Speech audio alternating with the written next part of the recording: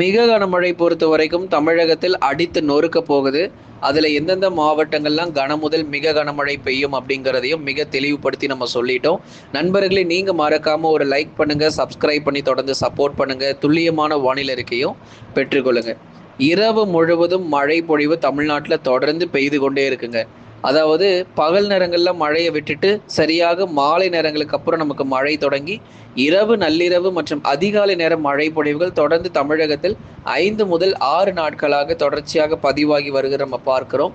இன்னும் அடுத்து வரக்கூடிய 2 தினங்களுக்கும் இதே போலவே நமக்கு மழை வாய்ப்புகள் எதிர்பார்க்கலாம். சில இடங்கள்ல மிக கனமழையும் பதிவாகும். அப்போ நமக்கு வந்து நிறைய பகுதிகளில் கடந்த நாட்களாக பார்த்தோம். விழுப்புரம் மாவட்டத்தில் 19 சென்டிமீட்டர், அதை தொடர்ந்து அதுக்கப்புறம் சென்னையில் ஒரு 12 சென்டிமீட்டருக்கு மேலே. இன்னமும் நமக்கு இப்போ பாருங்க, திருவண்ணாமலை போன்ற மாவட்டங்கள், திருப்பத்தூர், வேலூர், ராணிப்பேட்டை, சேலம் போன்ற மாவட்டங்கள்லாம் பரவலாக நல்ல மழை கிடைச்சிட்டு இருக்கு. ஆகவே இப்படிப்பட்ட ஒரு சூழ்நிலையில இன்னும் ஒரு 2 நாட்களுக்கு இதே போலவே மழை நீடித்து அதுக்கப்புறம் எப்படி இருக்கும் அப்படிங்கிறதையும் உங்களுக்கு நம்ம சொல்றோம். செப்டம்பர் இறுதி மற்றும் அக்டோபர் முதல் வாரத்தில் வானிலை எப்படி இருக்கும் அப்படிங்கிற தகவலையும் இதில் நீங்கள் கேட்டு பயன்பெறுங்க. நண்பர்களே, மறக்காமல் எல்லாரும் அந்த லைக் பட்டன் கொஞ்சம் கிளிக் பண்ணுங்கள். அதே மாதிரி யாரெல்லாம் இன்னும் சப்ஸ்கிரைப் பண்ணாமல் இருக்கீங்களோ மறக்காமல் சப்ஸ்கிரைப் பண்ணுங்கள். உங்கள் நண்பர்கள், உறவினர்கள் எல்லாருக்கும் தெரியப்படுத்த ஷேர் பண்ணுங்கள். அவங்களும் பார்த்து பயன்பெறட்டும். நம்ம சேனலில் ஒரு ஸ்க்ரீனில் வந்து பார்த்தீங்க அப்படின்னா நிறைய ப்ராடக்ட்ஸ் உங்களுக்கு டிஸ்பிளே பண்ணியிருப்போம். எல்லாமே பெஸ்ட் ஆஃபரில் போயிட்டுருக்கு. வேணும் அப்படின்னா அதை வாங்கி பர்ச்சேஸ் பண்ணிக்கொள்ளுங்க. ஏன்னா நம்ம சேனல் மூலயமா வாங்குறவங்களுக்கு நல்ல ஒரு சிறந்த சலுகைகள் தொடர்ந்து கொடுக்கப்பட்டு வருது.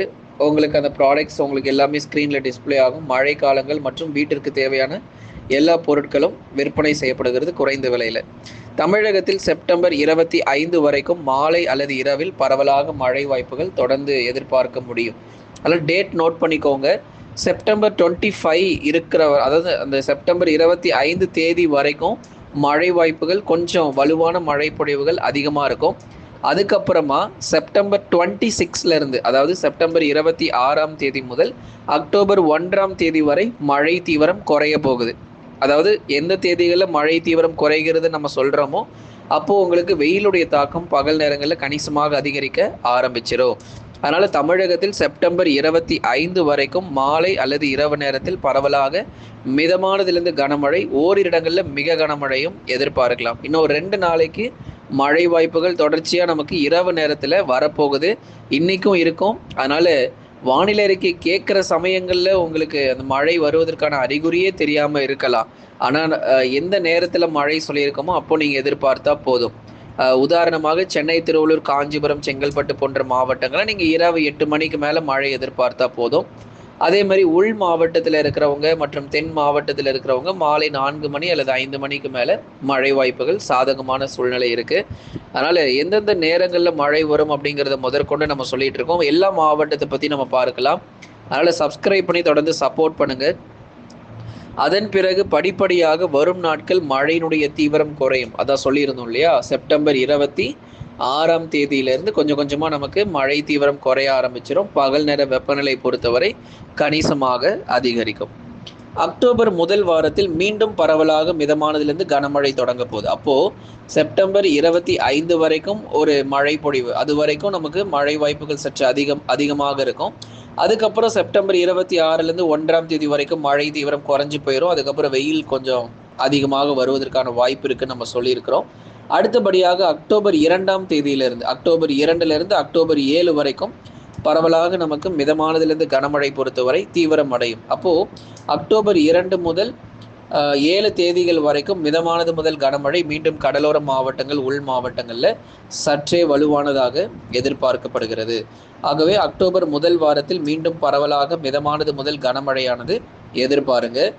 கனமழை கொஞ்சம் வலுவாகவே இருக்கும். ஏன்னா அக்டோபர் முதல் வாரத்தில் நமக்கு மழை இருக்குது. அந்த மழை முடிஞ்ச உடனே அக்டோபர் 2ஆவது வாரத்தில் ஒரு ஓய்வு கிடைக்கும். அதாவது அக்டோபர் 8ஆம் தேதியிலிருந்து 16ஆம் தேதி வரைக்கும் ஒரு சின்ன ஒரு ஓய்வு கிடைக்கும்.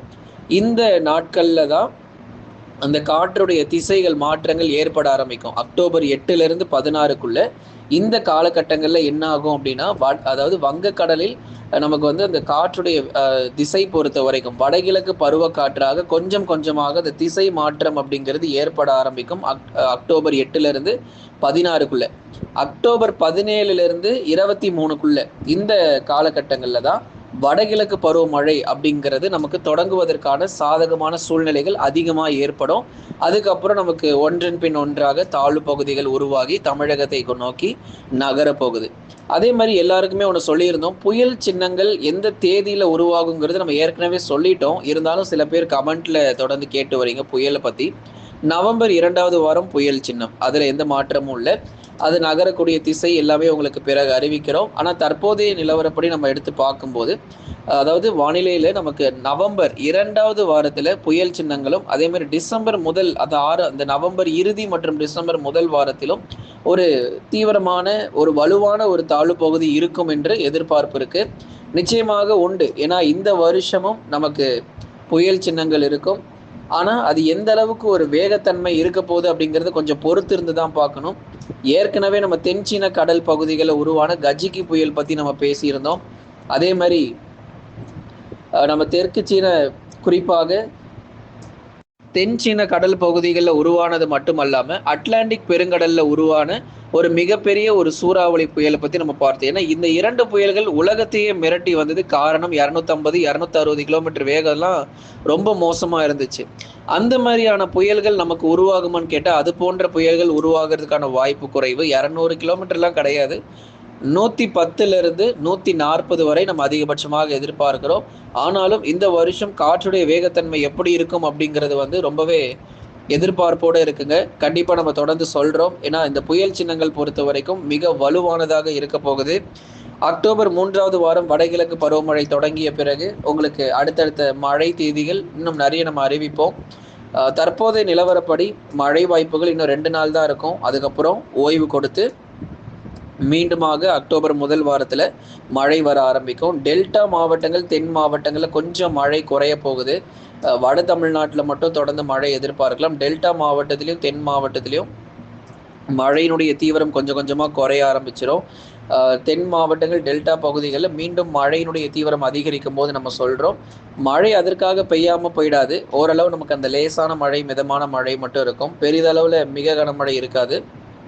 ஆனால் வட தமிழ்நாட்டில் அப்படி கிடையாது. வட தமிழ்நாட்டில் சென்னை, திருவள்ளூர், காஞ்சிபுரம், செங்கல்பட்டு, விழுப்புரம், கடலூர், புதுச்சேரி, காரைக்கால், கள்ளக்குறிச்சி, வேலூர், திருப்பத்தூர், ராணிப்பேட்டை மற்றும் திருவண்ணாமலை போன்ற மாவட்டங்களில் பெரும்பாலான பகுதிகளில் கனமழை வெளுத்து வாங்கிடும். சில இடங்களில் மிக கனமழைக்கான வாய்ப்பும் உண்டு. அதே மாதிரி சேலம், நாமக்கல், கரூர், திருப்பூர், ஈரோடு, கிருஷ்ணகிரி, தருமபுரியிலும் பரவலாக கனமழை பொறுத்தவரை விட்டு நம்ம எதிர்பார்க்க முடியும். மேற்கு தொடர்ச்சியில் இப்போ தென்மேற்கு பருவமழை எப்போங்க முடிவுக்கு வரும்னு கேட்டிங்க. அந்த அக்டோபர் முதல் வாரத்துக்கு அப்புறம் பருவமழை எல்லாமே முடிவுக்கு வந்துடும். தென்மேற்கு பருவமழையெல்லாம் முடிவுக்கு வந்து சீக்கிரமாகவே நமக்கு இன்னும் நாட்கள் அதிக நாள் கிடையாது, ரொம்ப குறைவாக இருக்குது. ஏன்னா அடுத்த மாதம் இந்நேரம்லாம் வடகிழக்கு பருவமழை தொடங்கியாச்சு அப்படின்னு தான் நம்ம சொல்ல போகிறோம். அதனால் இன்னும் நமக்கு 1 மாதத்திற்கும் குறைவான நாட்கள் தான் இருக்குது. வடகிழக்கு பருவமழை தொடங்குறதுக்கு 1 மாதத்துக்கும் குறைவான நாட்கள் தான் இருக்குது. நமக்கு ரொம்ப வேகமாக நம்ம நாட்கள் போயிட்டுருக்கு. சீக்கிரமாக நமக்கு பருவமழை தொடங்கிடும். இப்பொழுதே நீங்கள் தாழ்வான பகுதியில் இருக்கிறவங்க உஷாராக இருந்துக்கோங்க. குறிப்பாக சென்னை உள்ளிட்ட நிறைய இந்த கடலோர பகுதியில் இருக்கிற எல்லா மக்கள் மற்றும் தாழ்வான பகுதிகளில் வசிக்கிற மக்கள் இப்பொழுதே நம்ம முன்னெச்சரிக்கை நடவடிக்கைகள் நம்ம மேற்கொள்றது நல்லது. ஏன்னா இன்னும் கொஞ்ச நாட்களில் இந்த பருவமழை ஆரம்பிக்கிறதுனால அதிக மழை பொழிவை இந்த வருஷம் நம்ம எதிர்கொள்ள போகிறோம். நண்பர்களே, மறக்காம நீங்கள் லைக் பண்ணுங்க, சப்ஸ்கிரைப் பண்ணி தொடர்ந்து சப்போர்ட் பண்ணுங்க.